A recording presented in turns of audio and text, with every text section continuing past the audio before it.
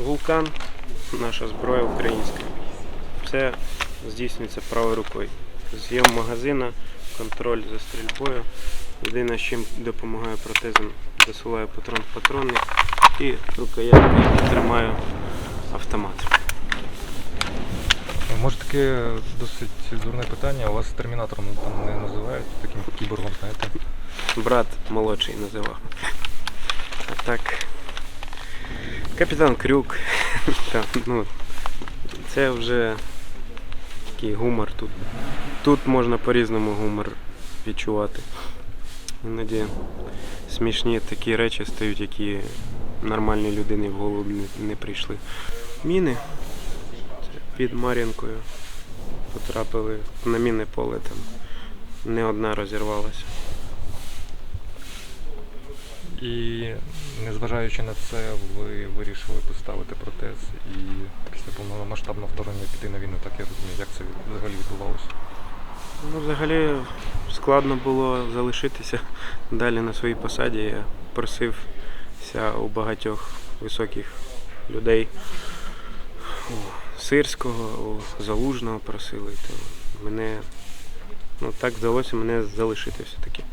Тому що насамперед важливо було моє бажання і стремління. Якщо його не буде, то мене б ніхто і не лишив би так далі. І насамперед треба відчувати, ти можеш далі чи не можеш. Треба відчувати цю грань, коли треба зупинитись, що вже все, здоров'я немає, і ти далі не можеш йти. Хоча б у цій сфері. Скажіть, будь ласка, наскільки важко було звикнути працювати зі зброєю? Автомат системи Bullpup, тому в основному все від правої руки. Протезом я користуюсь тільки для того, щоб дослати патрон і підтримувати зброю. Так, нічого такого складного немає. Скажіть, будь ласка, складність саме цього напрямку, в чому вона заключається? Складність в тому, що вони лізуть і на всіх напрямках без перестанку. От по перехватам ти можеш побачити, як вони передають все, у нас залишилось 2, відходимо, а зранку знову 60 чоловік просто лізе. В цьому та вся складність, тому що наші люди, маючи навіть підкріплення, сидять на якомусь обмеженому напрямку, їх постійно криють артилерією, пробують залізти, не вийшло, отошли, знову криють артилерію декілька днів, через пару днів знову вони лізуть.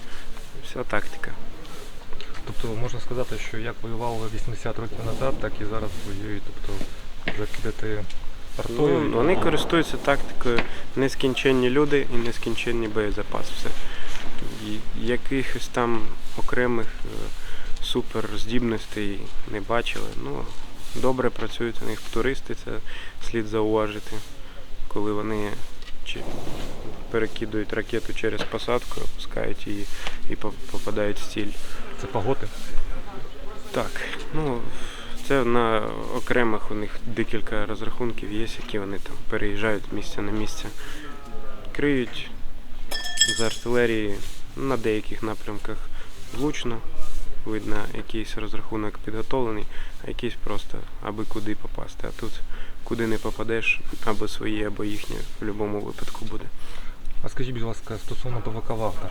Я знаю, що на цій ділянці зустрічаються ці зеки, штурмові групи.